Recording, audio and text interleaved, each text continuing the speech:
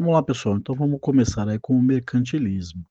Como nós vimos, o mercantilismo foi um sistema econômico predominante na Europa entre os séculos XV e XVIII. E seu principal objetivo era o acúmulo de riquezas, principalmente de metais preciosos, como ouro e prata. Essa prática vai ser conhecida como metalismo, como eu havia explicado na aula.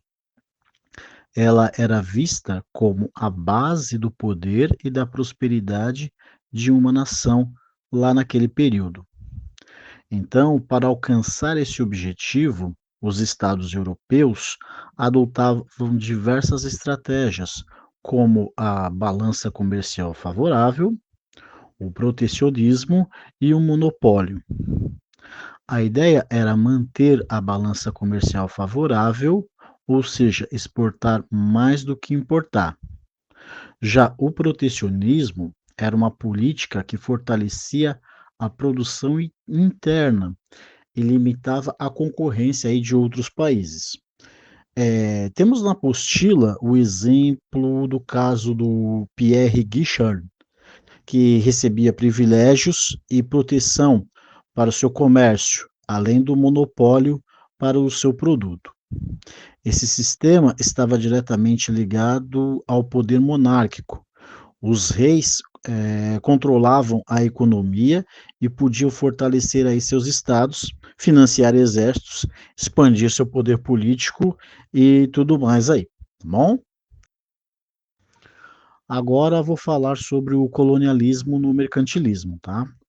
O colonialismo foi peça-chave para os objetivos mercantilistas, já que as colônias forneciam matérias-primas e funcionavam como mercados consumidores exclusivos.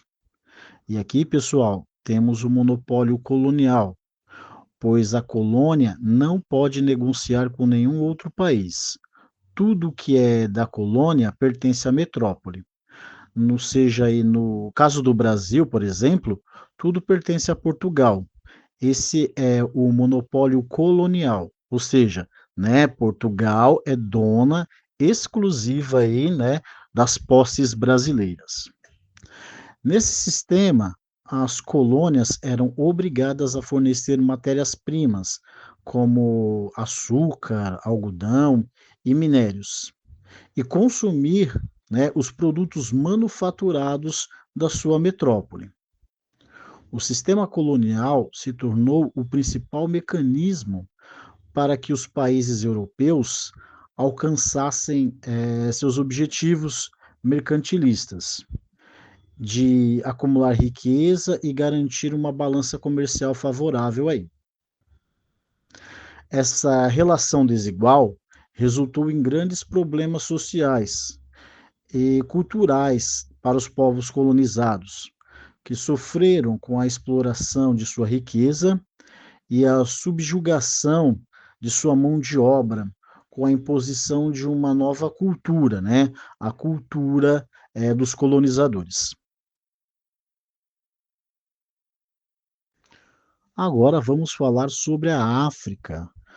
A África, com sua vasta diversidade geográfica, linguística e cultural, apresentava inúmeras formas de organização social antes da dominação europeia. Essa organização ela foi moldada por fatores como clima, relevo, recursos naturais e os contatos comerciais, resultando em sociedades desde reinos centralizados até comunidades descentralizadas, tá? No entanto, essa rica história foi distorcida pela visão europeia sobre a África, que muitas vezes retratou como um continente atrasado. Essa visão preconceituosa serviu como justificativa para a colonização do continente e redesenhou o mapa político da África, formando aí, né, uma divisão de 54 países, tá? Após a independência em 1960. Então, após a independência, lá em 1960, né, formou-se 54 países no continente africano.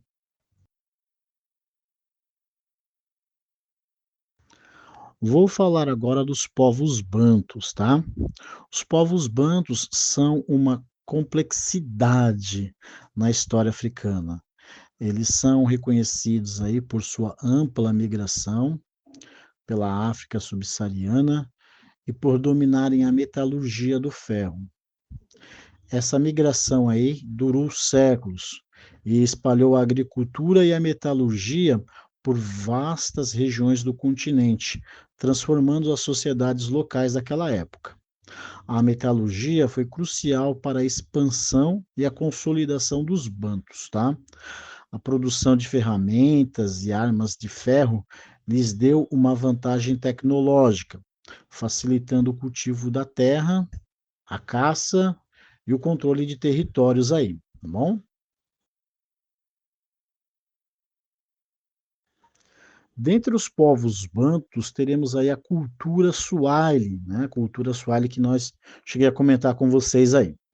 A cultura Swahili é uma fusão cultural, resultando da interação entre os povos bantus e os árabes muçulmanos na costa oriental da África.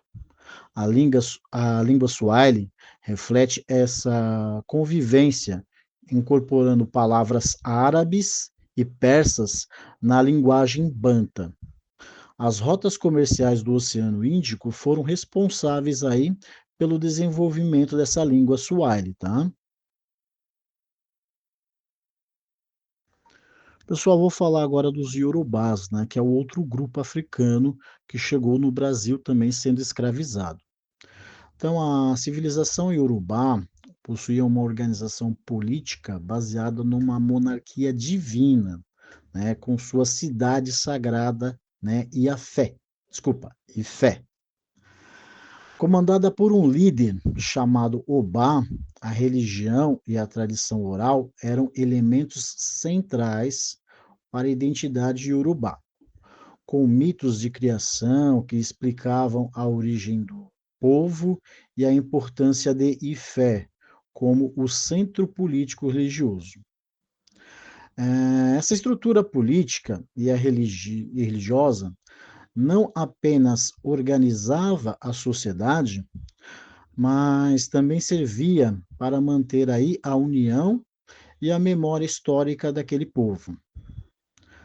A tradição oral, transmitida por gerações, garantia que os ensinamentos religiosos e a história dos ancestrais fossem preservados, fortalecendo o senso de identidade e pertencimento desse povo.